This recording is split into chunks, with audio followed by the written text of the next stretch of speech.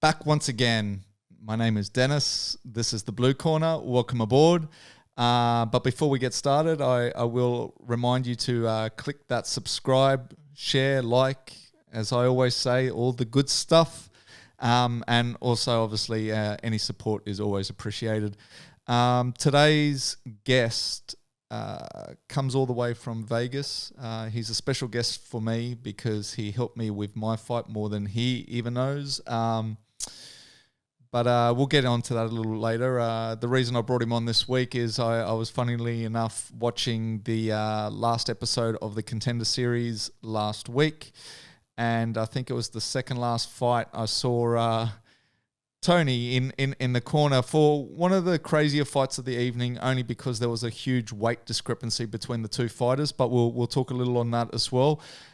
He currently has a record of 4-0. He fights out of Las Vegas. He resides in Las Vegas, but he also represents the 209.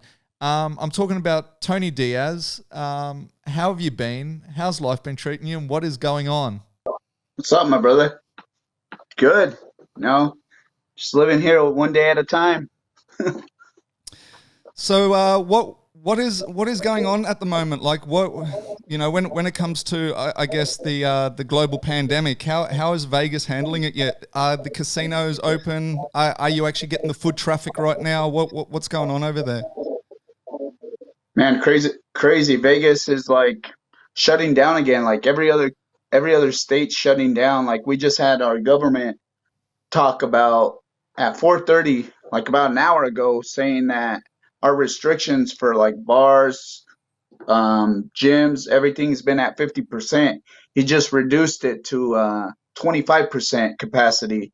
And gyms, he says you got to require to wear a mask while you train. And if you, like for us, for MMA, they said if you can't wear a mask, you shouldn't do that activity. So it's like pretty hard, especially people that are having fights coming up. So it's really hard for them.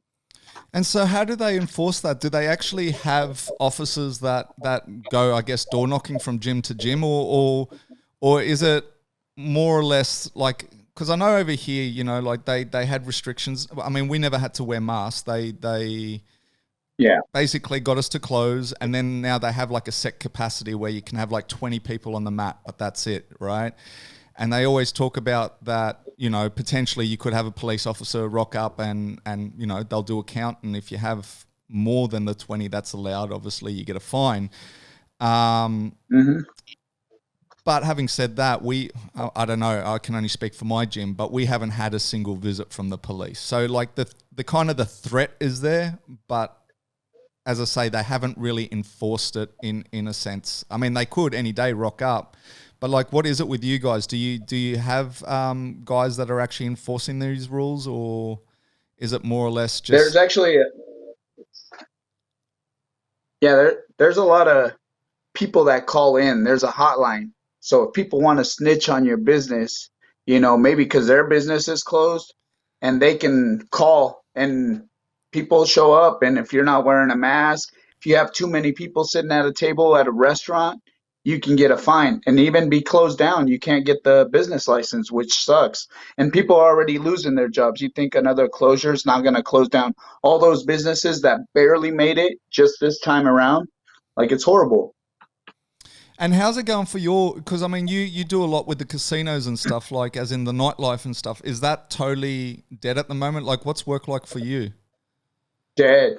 Like luckily we're in a union for our positions, but we still got one more year as of March to keep our positions if the club opens up. But the way it's looking right now, like they're going back steps instead of going forward. There's no vaccine, so what can we do? And then if they do get a vaccine, how are they going to mandate it for people to get it to go to work when a lot of people ain't going to take that vaccine? I don't know about you, but I'm not. And why is the reason that you're not going to get vaccinated? It's kind of like when the iPhone comes out. There's a lot of flaws in the first iPhone. You got to wait a couple months when they fix those flaws. So are you saying you will eventually get vaccinated, or you're just saying you're not going to get vaccinated straight off the bat? No, not straight off the bat. Like they're doing a lot of laws where if anything happens, they're not responsible for what happens. If you get sick or you die or anything, like they're not responsible because they're doing it, pushing it to get it to people. Yeah, it's crazy. It's kind of the same over here, and the thing that's really funny over here is, when you hear about it being spoken about, they talk about the fact that they can't enforce you to get vaccinated, right? But then they'll turn around and Yeah, go, yes, but if you're not vaccinated, you can't get a job, you can't go to school, you can't travel, you can't. So it's basically, true. they say all these things that you can't do. So like, even though they can't force you to get vaccinated, it's kind of like saying, if you're not going to get You vaccinated, have to. right, you're not going to be able to move Yeah, we around control freely. your life. Yeah, It's of it's course. it's crazy, man. It's crazy. But man, Lake Show this year. Yeah, let's go. Running back. We're going for the three-peat. What are you What did that? you think about Are you that what did you think confident, about the playoffs? man? Yeah, Like, I'm pretty look, confident. I was I'm glad that we're back. I'm really glad. I kind of called it. Like, look, I called it at the start of the year, obviously with the tragedy of Kobe. I said, you know what? Mhm. The way it's all going to fall now, they're going to win it for Kobe, right? Like, I kind of called it Yeah. when that happened. Not that I'm saying the league's fixed or anything, but I was like, if you were going to script it, right, that's how you would play it off. And look, it really did. And I'm proud of the boys, man. I'm proud of the boys. But but listen to this. The Dodgers won too. It was a city of champions. The Dodgers and Lakers, but you can't have a parade. That's pretty shitty. But then again, there was still a lot of people at Staples Center celebrating when it all went down. I mean, that was the one thing that amazed Oh, me was the fact that, we are in a pandemic, and I mean the games were being played, what was it, in Florida, yet people would then still Florida. go out on the street and kind of parade around anyway. And I was like, oh, that's risky business. That's really risky business. Yeah, but like you see that, like even with like the marches and everything, like they don't worry about the pandemic with that. But if people gather to like celebrate, like Thanksgiving for California, it's like you can't gather more than 12 people at your house. So like I know a lot of families that they canceled Thanksgiving this year, not because, the government's saying it, it's for their health reasons. Like I don't want my parents to get sick and, be responsible for that. Like my sister just called me and said my uncle died in Mexico because of COVID, but he had a respiratory problem. So it's like, what do you go for? And is there opportunity for you to obviously travel down for the funeral, or is that a no go as well? Because I mean, that's one of the big Like, problems we've had over here is the fact that our state borders are closed, which means if you have family interstate, you can't even be there for that funeral, right? no, because a lot of states have like quarantine. You go over there, you got to stay quarantined for at least 14 days. And even if I know a lot of people that actually went to Mexico and they have papers and they can't come back because of the COVID issue, and it's pretty shitty. They get stuck in other countries. Yeah, I mean that's what it is. I mean, I'm stinging to get back over there, or have the missus come over here, right? Like Yeah. it's tough right now. It really is. I mean, on a positive, obviously they are talking about the vaccine. Whether you want to get vaccinated or not, that's one thing. But at least something's moving there. And from our end, this morning they actually they kind of said on the news that look, international travel is looking likely now for next year, right? So they are starting to move along. Yeah. I'm hoping. I'm seriously hoping, man, like that we just get back to normal and so be it. Like we just got to live with it. That's kind of what I feel. An interesting thing though that I wanted to bring up was a conversation we had last week, and that was your trip to, was it Disney World? Yeah, Disney World. I went to Disney World. In Florida, like there's no mask mandate. Only if the business tells you to wear the mask. So like even if they close like Vegas, the UFC is going to go somewhere, another state to where they allow the fights. You don't have to mandate like Florida, Texas was an option, and then go back to Abu Dhabi because they got to keep the money rolling. You know what I mean? Yeah, and it's funny because obviously Dana did say on this post presser that he would only go to, somewhere where they could have full capacity crowds. Yeah. Which obviously Fight Island, there's no capacity crowds, so that's obviously a different case No. scenario. But I'm kind of going, well, you do realize in Auckland, which is New Zealand, they allow full capacity crowds, and even our last football game, which was up in Queensland, none of us could go because the borders were shut, but they had it at full capacity. So I'm kind of going, well, Yeah. if the UFC need a place to go, Australia and New Zealand's a pretty good option. Yeah, of course. But it'll be hard to bring the fighters there. That's the thing. It would just be guys from there. Yes and no, because, I mean, look, Bellator in the last couple of weeks or, say, month have had quite a few of our guys travel over to the Mohegan Sun, right? Like, I mean, it is a bit of a pain because... Oh, yeah, that's right. Right? We had Arlene, we had Janae, and it is a pain because when they come back, and even like the Contender series right now, right? We had Chelsea on there. She's now quarantining back here in Sydney. But I mean, the option is there to do it. It's just it comes at a cost because the quarantine over here is a 2-week quarantine and the government is charging $3,000 per head. Yeah, that's why I heard Israel stuck in San Diego because of that, because they mandated the quarantine, and it was hard for him to come back home. How does that even work though? Like, so what? I mean, I heard that he's now got the commentary job for the Tyson fight.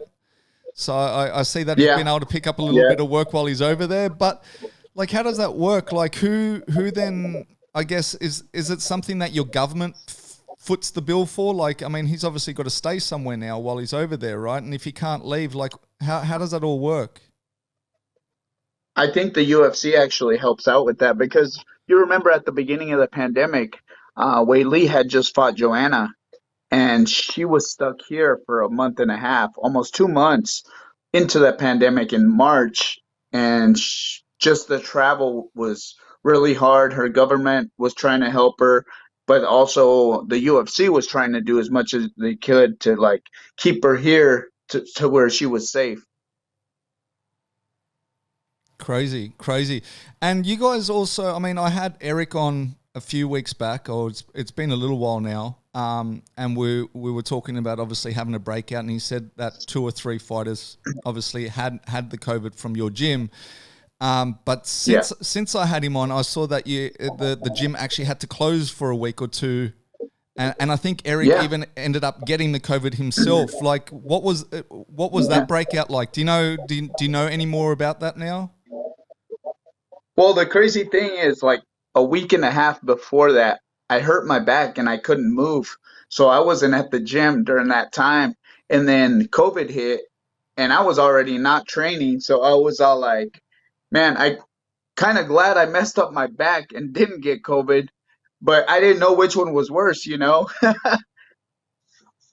So you're good So it now? was like pretty. Yeah, my back is good. Everything. I'm actually helping Nonito Donaire, the Filipino Flash, for his boxing match. He's actually fighting at the Mohegan Sun in December 19th for another WBO belt. So it's been me and him at the gym, no one else, because we can't afford getting COVID, you know? And I watch where I go and he watches where he goes. So it just don't ruin his chances of getting a paycheck, you know? It's tough. I mean, that's I guess what the New Zealand guys Izzy's camp did. You know, they bunkered down for a few weeks where they got the whole camp in. I mean, granted, they had the whole camp basically fight on the same card, so it makes it a little easier. But they bunkered down and they literally didn't leave the gym. It was kind of like they created their own bubble, right? Yeah. And that's what it's like, you know. It's like just the contact, like everything else, like we can go eat here and there. We still cautious, but doing the contact with other people, that's kind of hard. because you don't know where other people have been or where they're going. This is true. This is true. So to give people a little bit of history, we met in 2015, and I know that for a fact now because when I spoke to Jason a week ago, he was the one who said that it was 2015, and that same trip, obviously, which was for the Team Hawaii, the Russell and Lewis trip. Russell.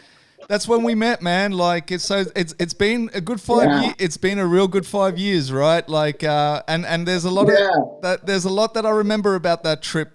First and foremost is riding with you in that truck, right? Like literally, it is a truck. Do you remember that truck? It was beat up. It was the red truck. Yes, it was like something straight. It was like something straight out of Wolf Creek, right? Like I just remember at the time. It was an S10. Oh man, that was good times. So I went to pick you, Ian, I think Lewis, and I forgot. I think Mike Rios, and we were all cruising down the strip with you guys in the back of the truck. It was the most funniest thing ever, and we weren't sure if we were going to get arrested, but we did it anyways. But it was funny as well because, as I said, I literally met you then, and Spencer at the time, he was like, "Oh, yeah, just ride with Tony, right?" And I'm like, "This guy, I don't really know him.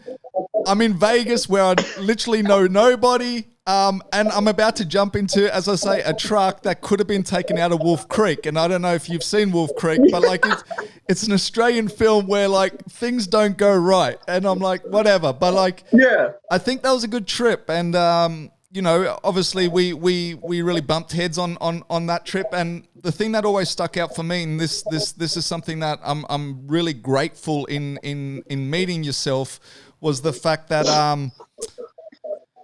we were with who was it with? Was it Lowen? We were with Lowen from Team Hawaii as well, and it was myself, you, and him, and we went to Starbucks. This is how well I remember it. We went to Starbucks at the MGM, and we're just like, we're just randomly talking, and I remember I had my first fight come up, right, and I was like, yeah, you said you had a fight coming up, right, and I was like, hey, what's the best bit of advice you could give me, right, and I remember, right, like you said, listen, there's no advice anyone can give you. Your coaches can't give you advice. Nobody can give you advice, because he said, being your first fight, the adrenaline's going to take over, and you're just going to start swinging for the fences. But you know what? You saying that stuck with me, and the whole fight camp. Right? Like the coaches were telling me all these things, and the whole fight camp, I was just like, don't swing for the fences. Don't swing for the fences. Don't swing for the fences. So everything's going to go out the window. I remember that. Well, everything's going to go out the window, bar that, right? This is what I'm saying. Like I literally owe a lot of my fight to you saying that, because keeping calm. That was the one thing that I said to myself, like, on my daily runs, on everything. It was just about keeping that composure, right? Like it was like keep composed. I've got to stay in it, and that was it. And if you ever see the fight, like I was getting manhandled, like it was quite bad, right? But at the end of the day, I never panicked, and I put a lot of that down to the words from the great Tony Diaz. You know what I'm saying? Zero fucks. Zero fucks given. But man, yeah, go ahead. Yeah, like I was telling you, I was all, man, you're going to go in there. You're going to know all these combinations. You're going to do all this to practice, prepare to get there and fight. But your first fight, man, you just want to kill this guy. Like everything goes out the window, your energy, everything. And that's it, And that's when you start evolving and getting better from fight to fight. You learn from what you did that time. Okay, now I got to be composed. Oh, now I have to calm down. And that's when the coaches, you start listening more to your coaches between rounds or during the rounds when they're telling you advice because they're the ones watching you. It's like a video game. They're controlling you. Speaking of video games, what's the game that you guys always play? Obviously, Call of Duty. no, and well, yes, but also the NFL, right? You guys are a big NFL. because isn't there an inter-gym kind of competition and the NFL, and you guys have got like even Yeah. like a scoreboard, and then there's something like with push-ups or something like that, right? Like how does that all work? What's the Yeah. push-ups for? Eric does that. With we try to play games to see who's a better to the scores more. And Eric does the most push-ups. Like Eric's really good at NFL, and I don't think he's lost in a while. But how do you guys work out the push-ups? Is it the score margin or what is it? No, usually what you say at the beginning of the game, like depending on how many you go for. Oh, so you guys actually like place like wages. Yeah, Okay, sweet. Because I like push-ups or anything. yeah, I thought for a while it was like, if you get beat by 14, you got to do 14 push-ups. That's kind of how I was kind of guessing it would work, but no, that's fine. Yeah. You guys place wages. That's 200 push-ups, that's 500 push-ups. But you will be in shape after those games. And you better believe I'll get my rematch. Like I haven't lost a game in probably like 2 3 months, and my boy Joey Trevino, he does the mouth guards. So every night I tell him, "Hey, you ready to play? You ready to play?" He beat me one game by 30 points. I was so upset. I said, "We got to run it back," and I killed him by 60, and he was so mad. So let me I ask you, had to get did my rematch. did he want to run it back after the 60? No, he did not. He said, "I don't even know why I play you sometimes. It's not even fun." Crazy, crazy. So listen, Yeah, last week, as I said, like I was like, who is that guy, right? Like last week, I saw that you took yeah. the. I mean, were you the main coach for Nick's Corner, or how did that So all? yeah, one of his So Nick trains over in Stockton with Nate Diaz and all the guys out there. And his corner got COVID or got sick. I don't know what happened, but he told me he's all like, "I need some corner help." And if I had the opportunity to help him out, and I did. I stepped in, helped him out, became his corner. His dad came down too, and this kid's so talented. 6-0 now. Took a short notice fight. He was filming the week before for the Contender series for next season. Ended up getting a fight the next week. Came back like Monday, and at heavyweight, he's a welterweight. Think about that. So usually fights at 185. He fought a guy that was 254, and he got sick right before the fight. So he was probably around 200, 220 for the fight when he fought this guy. This guy was probably 60 pounds overweight. And the reason, like, man, his game plan was good. Fought him, wrestled him, hurt him, but unfortunately couldn't finish him. He's a heavyweight, it's kind of hard, especially at that weight, to even hold him down, and he did for 3 rounds. Now, was it something that you were able to work a game plan with him, or was it more or less that he came to you with the game plan and let you know, or was it something that Nate and the camp let you know, or how did that all work? Like, at what point did you step in? Did you get a chance to travel down and do a little bit of training with him, or did he come up and see you, or was it literally for the event and you kind of got let in on what the actual game plan is? So Friday he sent me a text and said if I could corner him, and I said, yeah, right away. Friday I had to do a COVID test and get quarantined. He came in Saturday. So Saturday till Monday, we trained all the way through. Even got a shakeout on Tuesday right before the fight.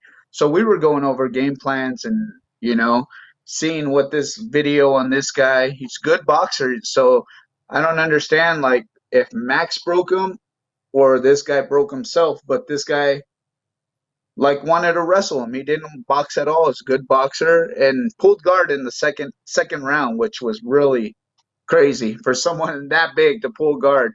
And when Max ha- had him on the ground, he held him side control, hurt him a lot, but that guy was tough. And like, did he actually have to cut any weight for that fight, or was it more because Nope. it's two weight classes above? Was it more a case that he had to put on some weight for that fight? What does he walk No, he around just at? took it 214. And what he actually weighed in, he weighed in 214 just the day before. The thing is, like, he's a welterweight. Like he's a small guy, and to fight a guy that's heavyweight like that, we knew we had to take him down to the ground because when you're at heavyweight, those guys hit hard. I was going to say, was that part of the game plan? Because to me, I agree, heavyweights do hit hard, so you probably don't want to feel that power. But I don't know. Obviously, when I roll with the bigger guys, I think that I have more success on the feet than I do rolling, and that is because obviously when we're rolling, it becomes a straight strength-based, task Yeah, at hand, where I feel on the feet, I might, yes, they might hit harder, but I feel like I've got the speed on them, right? Like I can move around a yeah, lot but you quicker. get the speed. You got a heavyweight though. Remember this. This is a heavyweight. That's all they do. You get one punch from a heavyweight, you might not wake up. So it's not even. You can't even risk that. But how confident were you that once it got to the ground, I mean, obviously after the first round, you must have been pretty confident, but I'm saying, like, how confident Yeah, were you that, look, if we can get this guy to the ground, um, we, the strength that he may have won't come into play? Because the thing is, like, if he yeah. That's what my whole concern was if he reversed you just once, then you're not only dealing with the it would strength, have been bad. you're dealing with the extra weight, like, on top of you, right? So, like, how confident were you that that wasn't going to be the case? We just worked on him being heavy on that half guard. That's all we did. It was half guard. We didn't care if we were in guard or in mount. Half guard where we were going. Try to get a submission, but it was just so hard. This guy was throwing elbows from his back, and that's why Max got hit in the head, and they sent him to the hospital from one of those elbows. But I feel like if he was there for the end, they would have. They would have definitely signed him, especially for the performance he did against the heavyweight. Now, that was the other thing I was going to talk about, was him going to hospital, because obviously he wasn't there at the end anymore. But there was also talk going Yeah, in that he got sick before the fight too. He was only drinking water. He wasn't yeah. really eating and stuff. So do you actually know what was wrong with him? And obviously the sickness and the hospital, you're now saying, was two separate things. Yeah, he was just wasn't feeling good because he wasn't eating right like the day of the fight, and I'm not sure if it was something he ate the night before or what it was, but he was just drinking water. So we got a shakeout and everything, and the hospital thing was totally different. Like he wanted to stay there, but the doctor said, "Oh, you have to go. You have to go. Like no exceptions." Like there's nothing really you can do at that point when the doctor says you got to go get an MRI if your head hurts. So obviously he went to hospital. Dana didn't give him the contract, but he also gave him an No. invitation for the Tough series. Do you know, has he accepted that invitation, or is he going to try to go other routes? I'm not sure what he's going to do, but I think even if they have a short notice fight, like the UFC will probably get him, especially because he took that fight at heavyweight. So he's got a lot of options. I'm not sure what he's going to do with his career, but I know whatever comes his way, I'm pretty sure he'll take it. And as you said, he comes out of Team Diaz. Yeah. And I know you obviously spend a lot of time with those guys. What's the latest? Are we actually going to see one of those two compete again? What's your honest opinion? And I know, like, you can't give a definite answer either, because the only people that can tell a Diaz what they're doing is a Diaz. Yeah. But, like, in your honest opinion, do you think they'll get a deal done at some point? Like, will we see either one of them, or do you think like, you know, they're happy doing what they're doing right now? I think they'll fight again, most definitely. You know, it's just when the UFC makes the right match, you know, they're in a position where, you know, they can fight anybody, and they will fight anybody. That's the thing. Like I've never seen them turn down a fight, no matter what. And the fight that I'd like to see, I've said this, I think, on episode 2, 3, maybe 4, is I want to see the trilogy fight at the moment. And the reason I want to see that right now is because we have no crowds, right? And I always say, it's a perfect time to have that fight purely because we can listen to all the shit talk that goes on in the middle of the cage. Yeah. And I think that would be gold. But listen, also Anderson's been released now, right? So. Yeah. But the latest post I saw is him talking about that he still wants to compete in MMA. What are your thoughts on the great Anderson Silva wanting to continue to compete? Well, as a fighter, I understand it because, like, you always want to compete against the best people in the world. Like, sometimes the fights don't happen your way, and, you know, there's nothing you can control on that. It's just like, hey, if you get caught, you get caught. Like my friend Alex Perez, he was fighting great this weekend and just got caught in a submission. Not hurt, not nothing. He can fight again next week. It's just those things happen, especially for Anderson that's been fighting for so long. I don't know. I guess my opinion on it is when you've got such a legacy already, you have nothing to prove, you know. I just feel, and I get it, the fighter's mentality, you're always going to be a fighter. I get that. But I also say, you know, sometimes you're only going to ruin your legacy by continuing to fight, you know. And the classic example for me was always the Tito fight versus Liddell, right? Like Chuck had beat had beat Tito twice. Why even give Tito the satisfaction for one? And you know what good came out of it? Really nothing, right? It was a fight that happened, but did it really need to happen? I don't think so. Maybe money. Who knows? That's about it. That's all I can think of. It's not like pride or anything, you know. It's just maybe money. But this is the problem, and look, this is probably a good time to bring up money, right? Like the problem I find with the money is a lot of the times that the fighter's health and safety gets put behind the money, right? And what I mean by that is we'll go on to the weight cut issue right now, right? And it's funny because even this weekend we had Mike Perry miss weight by 4.5%. 4.5 pounds, not percent, sorry. But he lost 30% of his purse. And, you know, Tim Means, obviously, he was like, okay with it. He goes, well, I just scored an extra $27,000 or whatever. And so he was fine with it.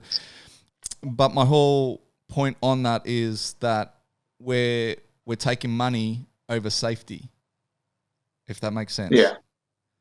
Right? Yeah, definitely. But you also have guys that like miss weight intentionally that they're probably making 12 and 12 and they're risking missing that weight just to win the fight, which is unfair for the other guy that's making the weight. To make like what's 10-20% of 8,000, 10,000, you know, it's nothing at the end of the day. But the guy has to fight because he still has to provide, you know what I mean? And he didn't do all this camp for nothing. Well, and this is the issue that I have is the fact that, as I say, for whatever, and you make a classic example. So it's 10,000, right? You lose 20-30% of your purse, which would be then $3,000, right? So for an extra $3,000, you're going to have that guy heavier. And I guess in this case as well, Tim was saying like Mike was sending him DMs like, you know, with burgers and this and that, while Tim was there still trying to make that weight. And look, and I'm not having a knock at Mike on this one because I do like Mike Perry. I like his act and everything. I really do enjoy what he brings to the table, but it just so happens he's the fighter that kind of let that one slip this week, right? But like, you know, even after the fact, he was making jokes about the fact that he now has to give up that percentage of the purse, it puts him in a different tax bracket. So he's like, it actually works out beneficial for him and stuff like that. And I just think, when fighters, as you say, they're willing to let the purse go, it doesn't really affect them that much. I just think, there should be a way that we put a halt to that, if that makes sense. Yeah. Yeah, me and Tim Elliott, we always sit down and talk about this. We're all like, why don't they penalize people for missing weight by taking a point off of the fight itself? Like if you miss weight, if you take the fight, instead they should do a percentage and they should do a point. So if you're going in there already losing the fight, like I think that's a big advantage for the guy that made weight, The guy's already losing. What's the thing that can happen if you're already down one? You lose 2 rounds, it's a draw. And it makes it fair. It doesn't make it fair though, because at the end of the day, the other guy is still bigger, right? So to me, the only problem I have with that, I kind of like the idea. Then yes, you go in with an advantage when it comes to the scoring system. My only issue with that is, how does it make it safer for the smaller guy? That point doesn't make it safer. Yes, it puts him up in the fight. It's the same thing with the financial gain. Yes, it puts him up in the purse. My only discrepancy with that is that I think that the fighter's safety should be paramount, right? And so therefore, you going in with one less point than me or whatever, how does that make it safer for the smaller guy? It doesn't. It's up to the fighter at the end of the day. Like, he's going to take the fight regardless, whether you make weight or not, because he still got bills to pay. He still took all these 8 weeks, 4 weeks, whatever weeks to make the fight. And now you're going to say he can't fight? Like, that's going out of his pocket. No, the only winner here is the UFC. I totally agree with you, and this is the problem, because you've got the fighter's mentality. The same thing as we just said with Anderson not wanting to hang it up, right? You've got the fighter's mentality. A fighter is going to fight, 100%. Got that. Yeah. My theory would be is that, say me, you fight, I come in overweight. Basically, you get your show purse. The fight gets scrapped. You get your show purse, right? And instead of getting 30% from me, you get my show purse. You get what I'm saying? So there's no win purse. So say I'm on say 10 and 10, right? Rather than you getting that $3,000 and that fight still going ahead, you now get my full 10 grand. And me, because I'm the one who didn't make weight, I don't get paid. That's what I'm saying. Right, and yeah, but then there's the theory that, well, that's not fair because now he's not getting a single cent. But my point on that is, all you got to do is make weight. Yeah, but also it's like, you don't know how much these guys are making. Some of the guys are making way less. So how does that benefit them if I'm making 10 and he's making 3 and I get 3 instead of my 10? You see what I'm saying? Yeah, but if you get 30%, right, you're going to get less than the 3 anyway. You get what I'm saying? Yeah. And you're putting yourself at risk. That's all I'm getting at. Yeah. So like, and on top of that, it could be on the flip side that you might be on 20 and you're fighting someone that's on 50 and 50, and all of a sudden you get a 50K bonus, right? So it works both ways in that sense. But all I'm saying is, it works both ways. All I'm saying is, for the guy that's done the right thing, it means that you basically get a bonus, you get paid, you don't get anything. Because the other thing is your record as well. Like, I mean, this week, obviously, the fighter that made weight, which was Tim Means, got the win, but maybe not 9 times out of 10, 8 times out of 10. The guy that's heavier will usually win the fight. There's a statistic out there about that, right? Yeah. And so that's definitely true. So say you're on a 10 and 10, you lose, you only get 10. Now you get the 3,000 from him because he got fined 30%. You're on 13. Where my theory is, you would get your show, his show, you'd be on 20, and you wouldn't have even had to fight. You don't have a loss against your record. You don't put your health at risk. Do you get what I'm saying? Like, yeah. And it is a gamble depending on who you're fighting. But I just feel the only one that loses out there is the one who didn't make weight. And they've only got themselves to blame. And if they don't want that to happen again, make weight. But most guys would want to fight, though. truthfully, most guys would want to fight anyways, especially if they invested all that time into training. I get that. I'm just talking from a fighter's health perspective. It's the same as look. I would fight. I've had this debate 100 times over, right? About coaches not throwing in the towels, right? And then fighters saying, "Look, I've told the coaches it's not their right to throw in the towel." But at what point do you save a fighter from being a fighter? Yeah, that's true. Right? And if you want to granted, make weight, we can do it. bro, I'll never fight you. Forget it. If anything, if I was to have another fight, I'd want you in my corner because, as I say, I put a lot of my last fight on you. You know, so let's do it. That's never going to be the case. But no, my whole thing is, as I said, like to me, it's all about fighter safety. Yeah, and that's the first and foremost, the safety. But it's like at the end of the day, the fighter just wants to fight. That really isn't about the money, you know what I mean? That 30%, it really don't matter. They just want to fight. But if you take that paycheck, I know I do. But if you get this, then you take the paycheck, right? You haven't got a scratch on you because you didn't fight. You can fight next week and make another paycheck, and you're still fighting. That's happened a couple times. That's actually happened a couple times. I've seen that. Where the guy showed up, weighed in. Tim Elliott, when he fought in Canada, the guy didn't make weight. He was in the hospital. They're giving him an IV, and they ended up putting him on a card 2 weeks later. So he got paid for his show money for making weight and then fought 2 weeks later and got a bonus. There you go.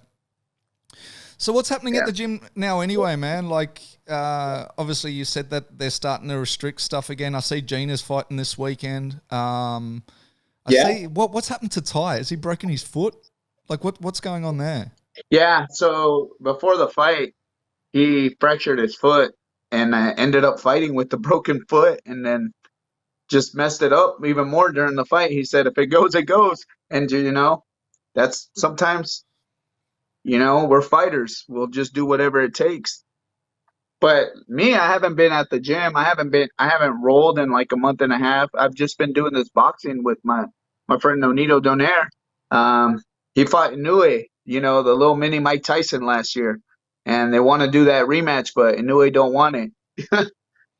So where are you training with him?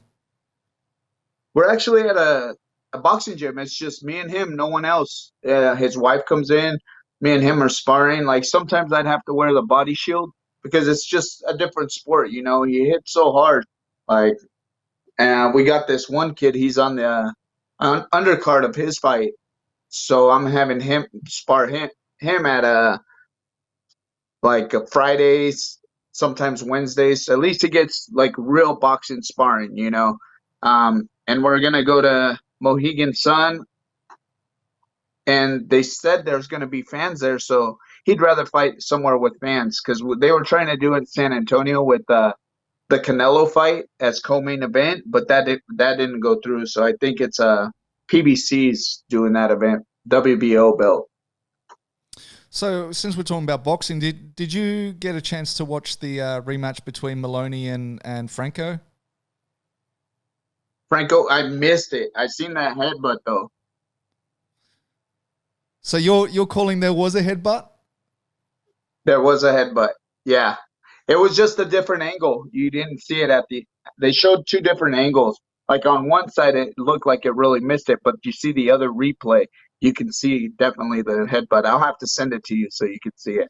I'd definitely like to check it out because everything that we've seen here is that it was that it was literally a hard done by. I'm not one to always like go out there and scream robbery straight away, but that's kind of like what it's been sold as, and and from the angles that I guess I've seen, I would have to agree with it if that makes sense. Yeah. Well, all the robberies, talking about robberies, the presidency was a robbery too, I heard. But I don't care about politics. Oh, man, it's just crazy. It's insane, Like, they're dividing this country in whites versus blacks, browns versus everybody yellow. It's just so weird, and like they're trying to overturn like the election, and like if it happens, I think it's going to be civil war, which will be really bad, and nobody's going to go out of their homes. So it's pretty crazy. Like we live in a crazy time right now, especially with this COVID.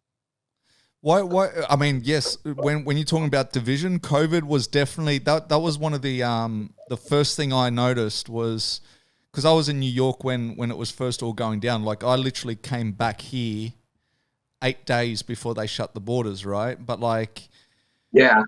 the thing that really disappointed me at the time was when you saw, all the news about like people fighting over toilet paper, and like, Yeah. right, and I was like, man, are we really going down that route? And talking about division was like, I thought, for so many years we've been trying to get on the same page as like, let's help each other out. And then something like this pops up and we're fighting over toilet paper, and not even like fighting over the last roll of toilet paper. There were people that had like 3 trolleys full of toilet paper, and you'll have like an old lady going, can I just have one? And they were like, nah.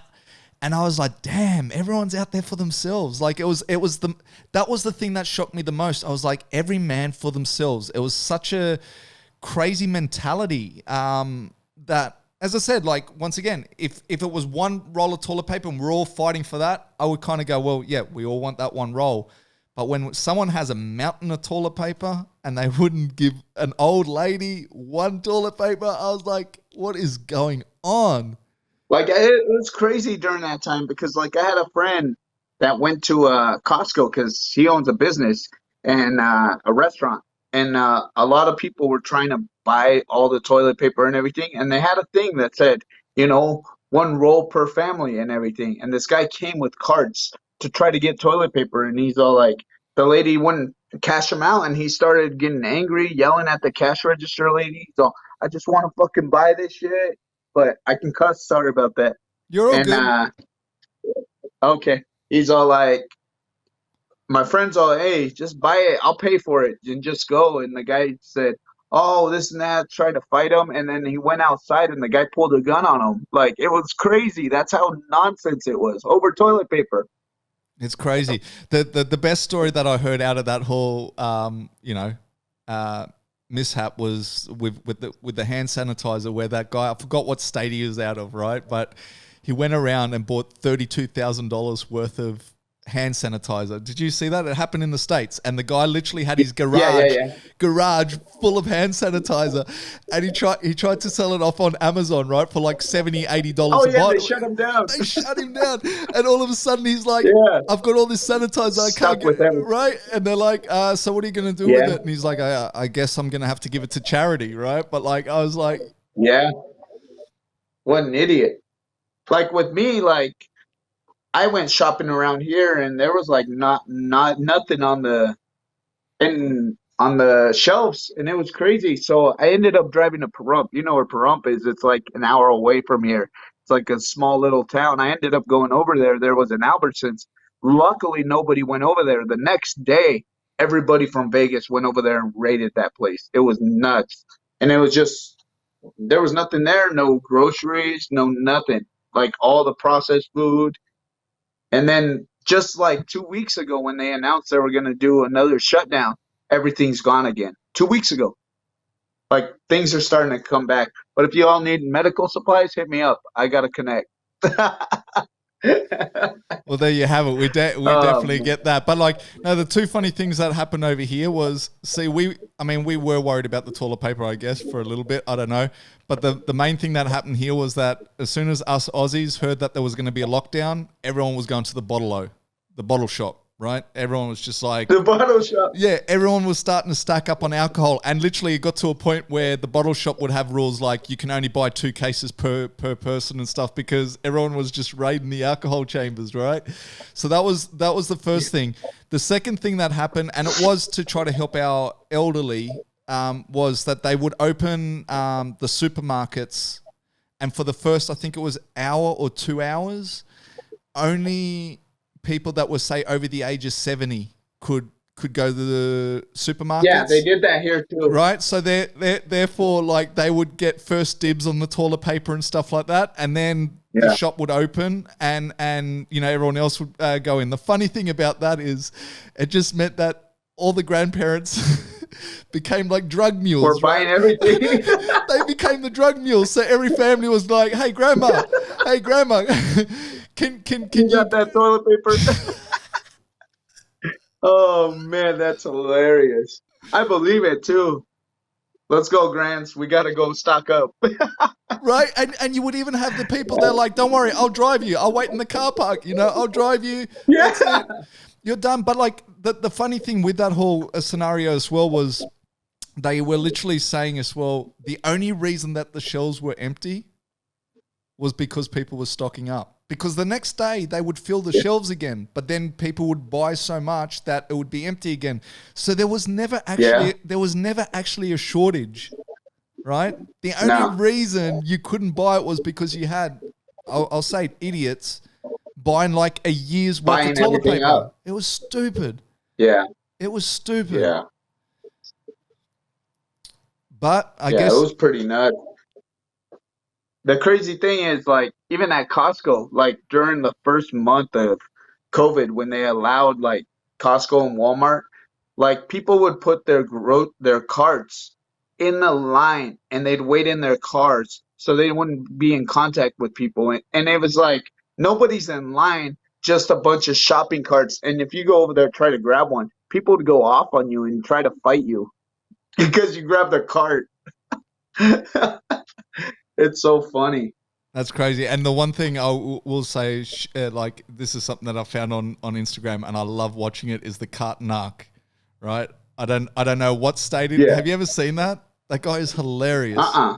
So he's called the cart narc, right? And he literally goes around these car parks, and every time someone puts the trolley just like in front of their car and pulls away, he'll run up to him, and he's got these magnets that he throws on their cars, and he's like, the trolley don't go there. Like he's the cart narc, right? And like people get out and they want to fight, like straight up. They're like, don't touch my car. And he's like, well, put the cart back where it's meant to go, right? And they're like, don't touch my car. And then as they drive away, he throws a magnet on their car. Oh man, it's hilarious. If you ever get a chance, that is definitely something to watch out for. Like, dude, like that is insane. But let's go back to you. Yeah.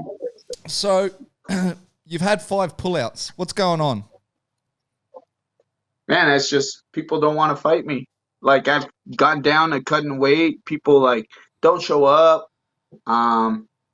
Like they pull out. Like this last one, I was supposed to fight 2 weeks ago in Wyoming.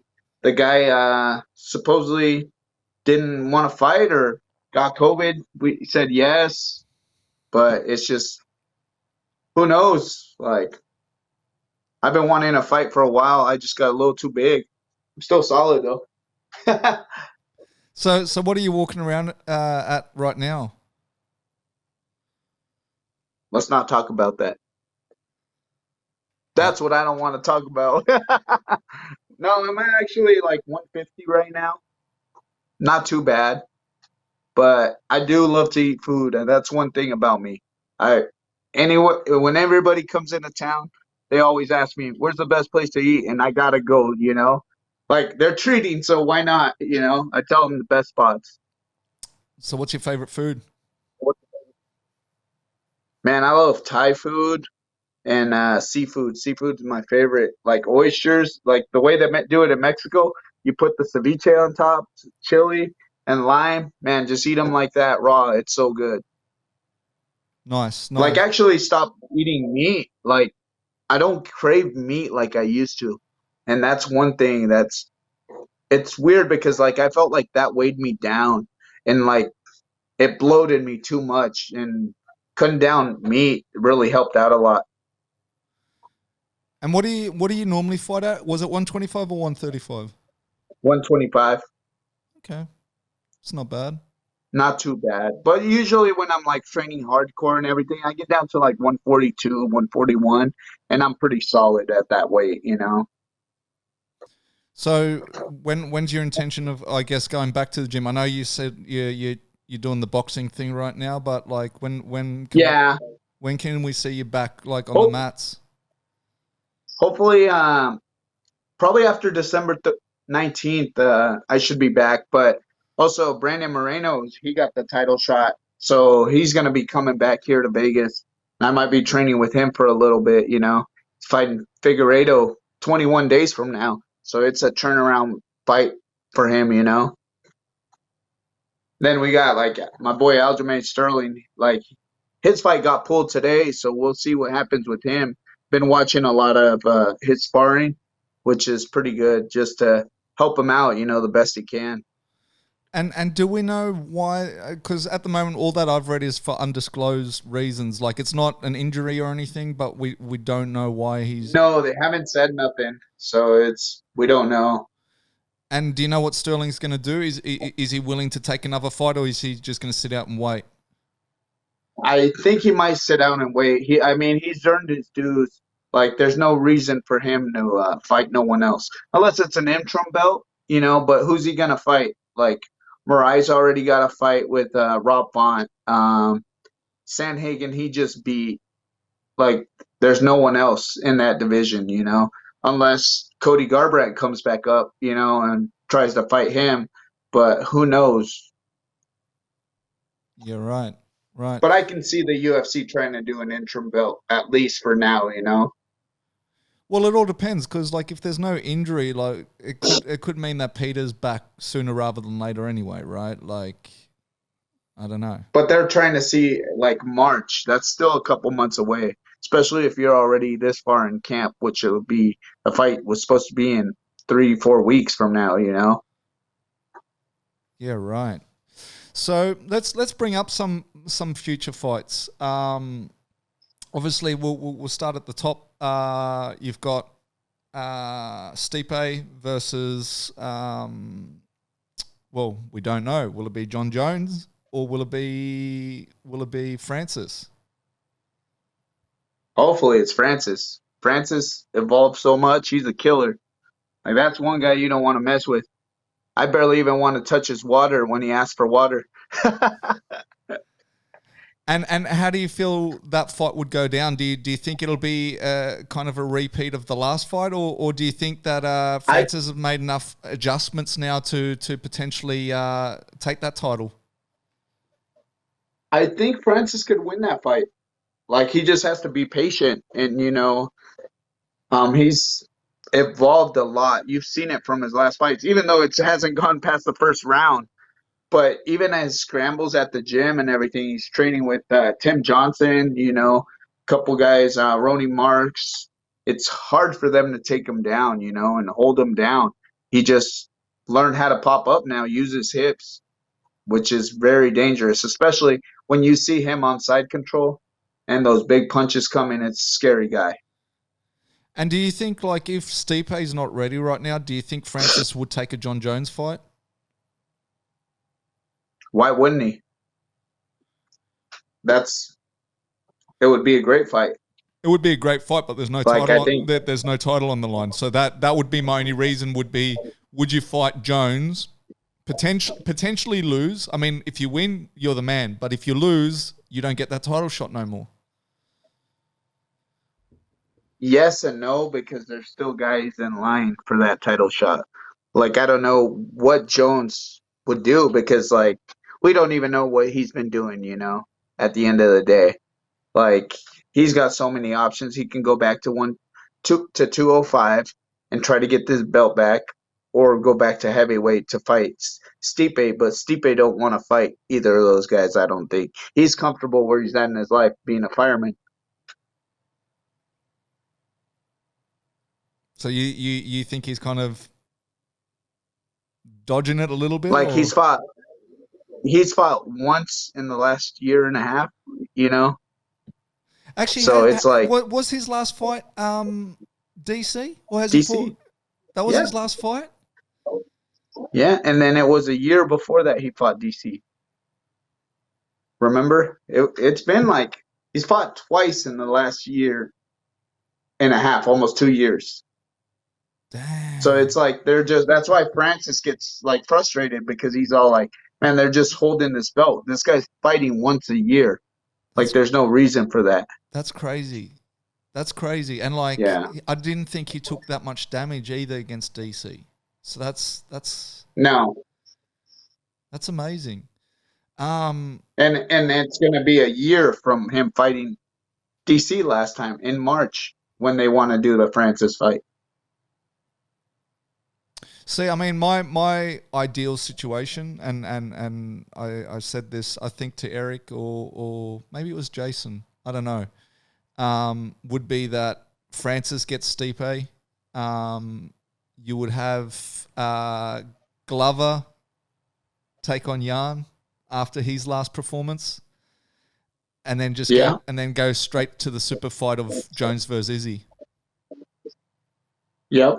That's a good one. I actually like that one a lot. Like, because you could see, but what weight class would they do it in? 205? Well, yeah, I mean, look, when Jan won the belt, Jones was going, oh, should I come back down and regain my belt? So I think Jones could still do it. But then again, look, Izzy hasn't shied away at the fact that he's willing to move up as well. It's just I kind of feel like they're dancing around that subject. And I'm just like, listen, stop dancing, make that fight. And as I said, I feel like Glover, after his last couple of performances, I feel like, and also, look, because of his age, I don't want to have another Anderson Silva or whatever. So I'm like, look, Glover's hot right now. Give him Jan. Don't give him Jan in another year or another 2 years when he's that 1 or 2 years older. Yeah. Give him that fight. Give Francis the fight because I feel like both of them have earned it. And then make that super fight. Just make that super fight. And I know. But it's Go. It's at the end of the day, it's up to the fighters, where they're in that position to make those fights. It's like the UFC probably offers them those fights because they still got to put on shows. Look at Brandon and Figueiredo. They fought this weekend. They're fighting again in 21 days. So they're cutting short on who's fighting or not. That's why you see a lot of guys taking fights back to back that don't get hurt. So it's pretty crazy. Like these guys just hold off because they don't want to fight. It's not the UFC not making the fights.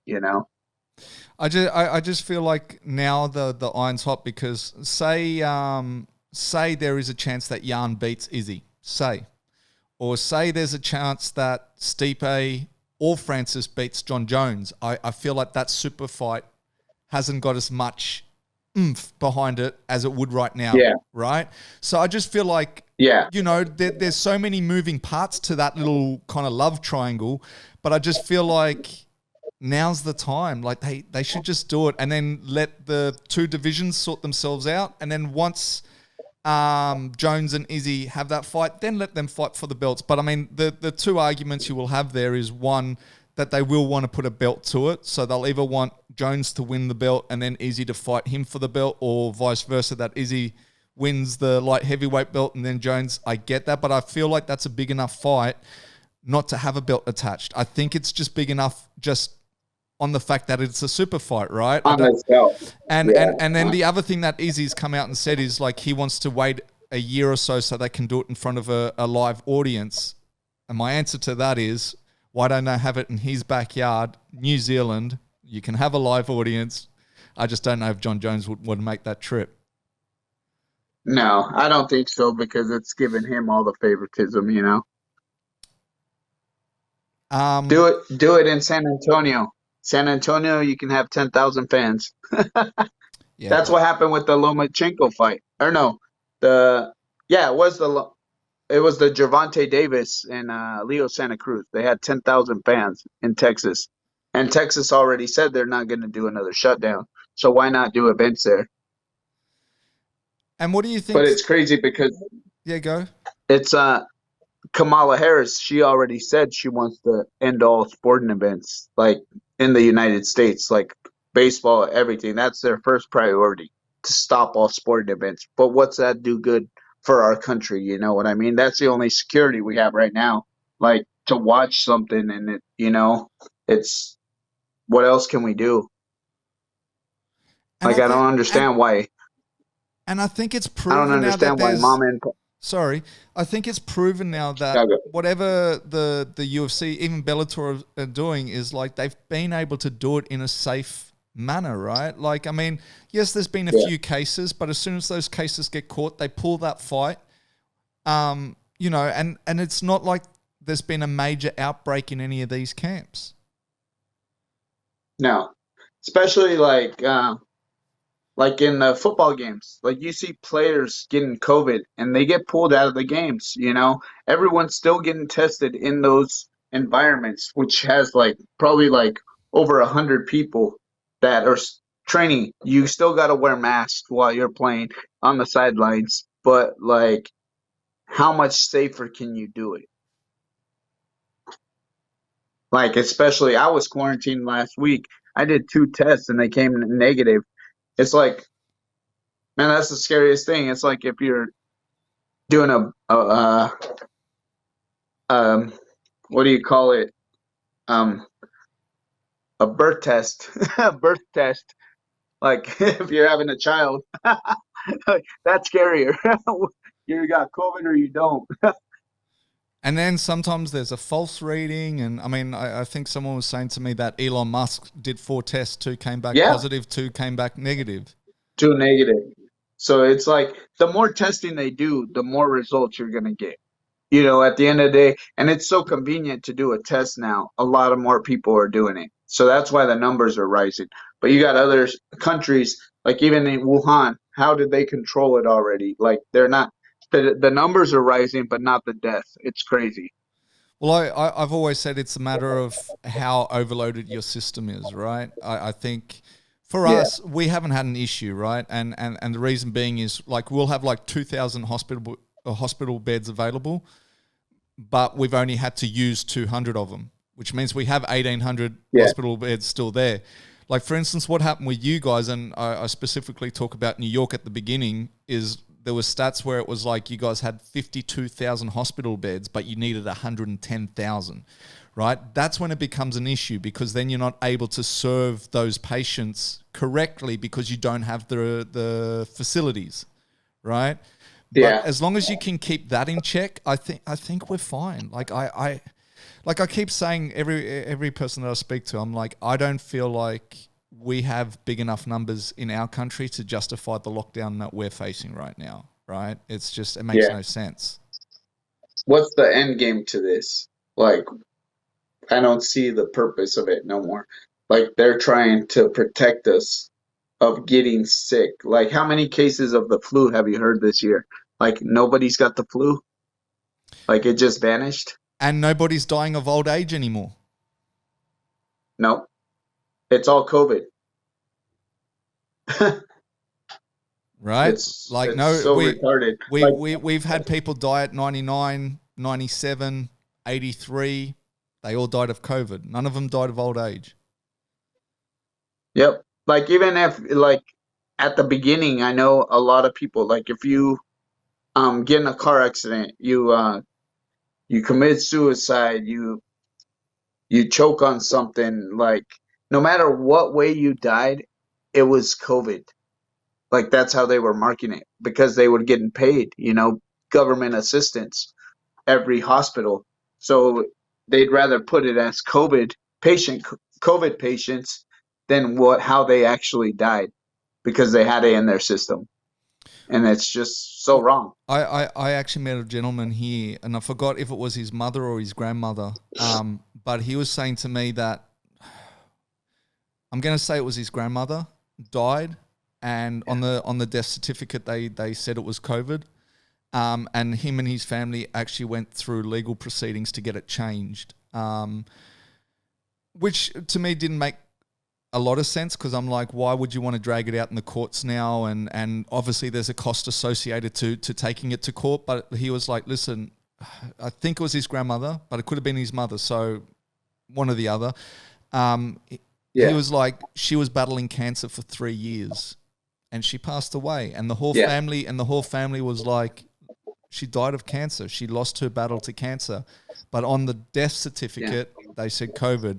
Once again, I don't know what justifies taking it to court because obviously there's an expense to that. And why would you want to prolong your mother's or your grandmother's death. I don't know the reasoning behind it, but like he was like, no, they had to take it to court. And I was like, damn, like, you know, and it's moments like that where I kind of go, this is all messed up.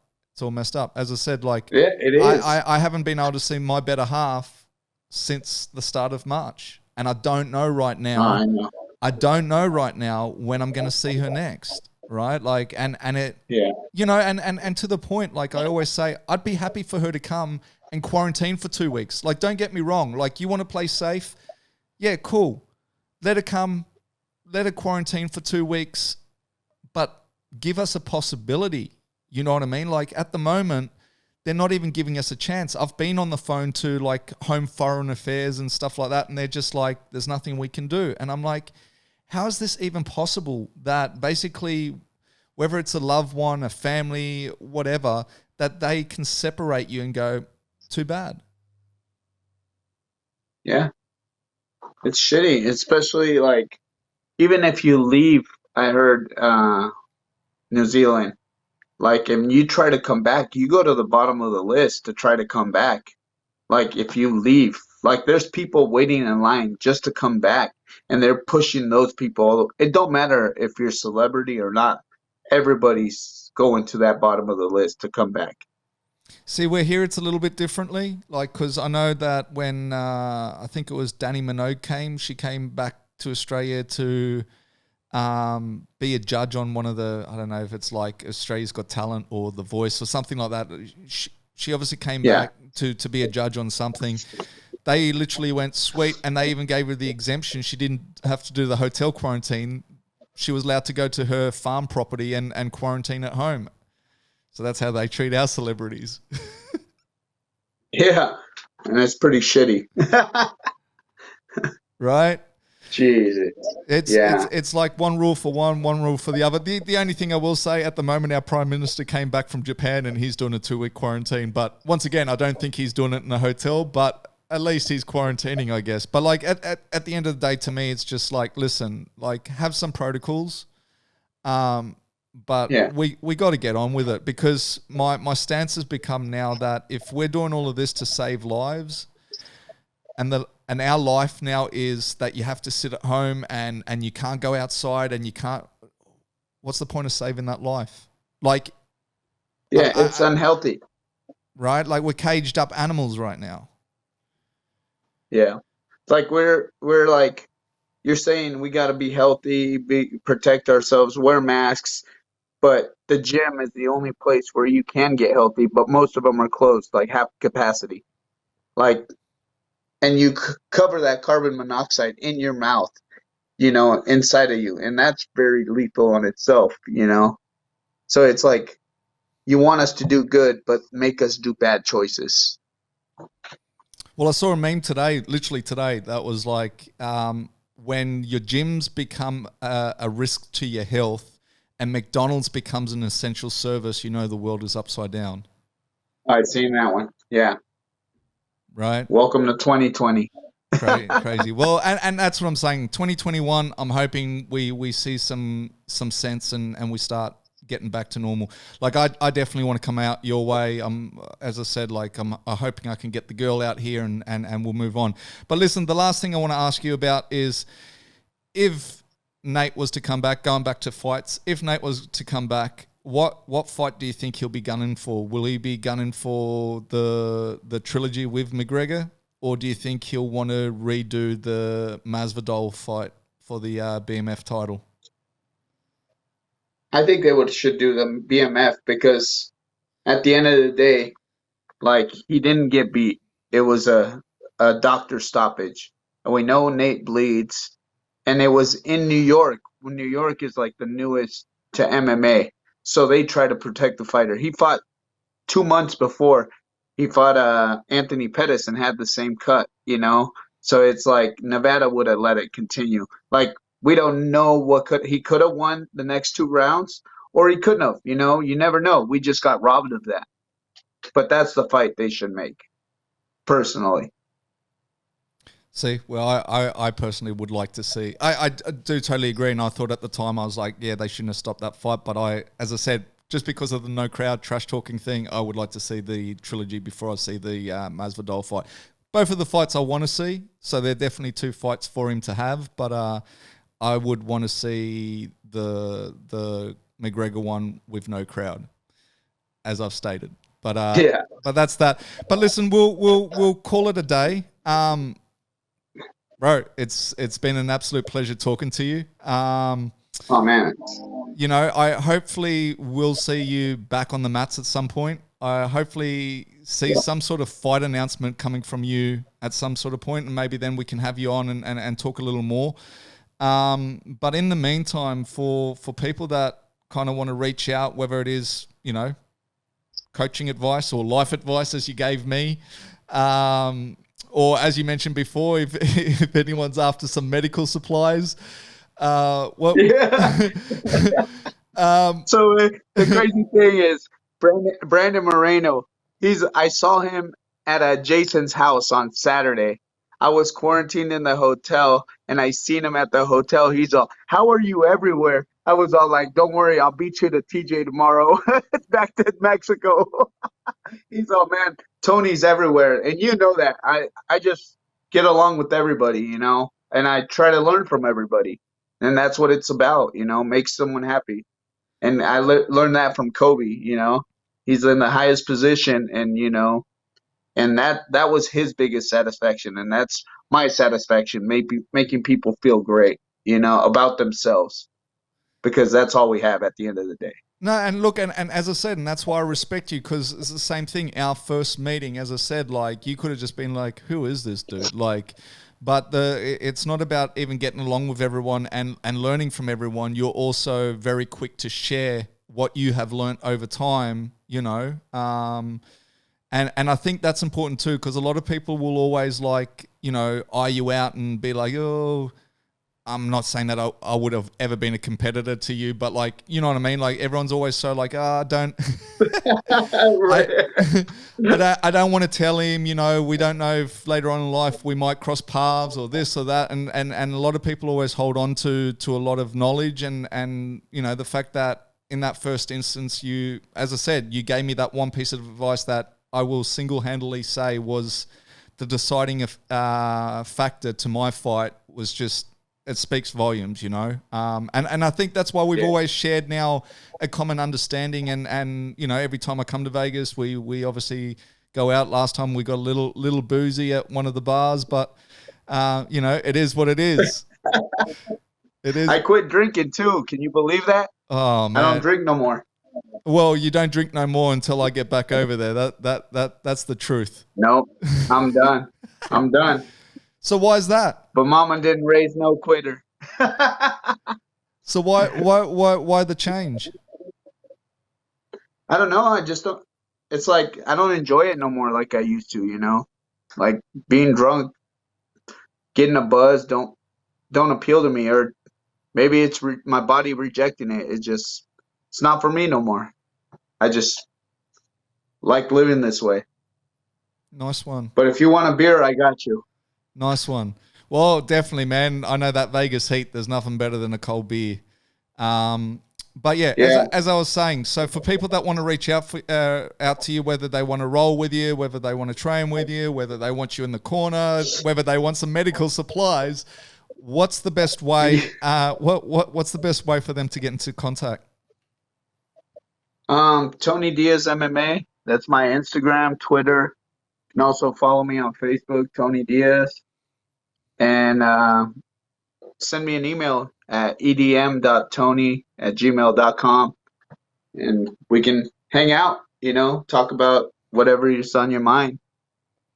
Especially fighting. I love fighting. That's my number one thing, because we fight every day in life, you know, one way or another. Just be a cornerman.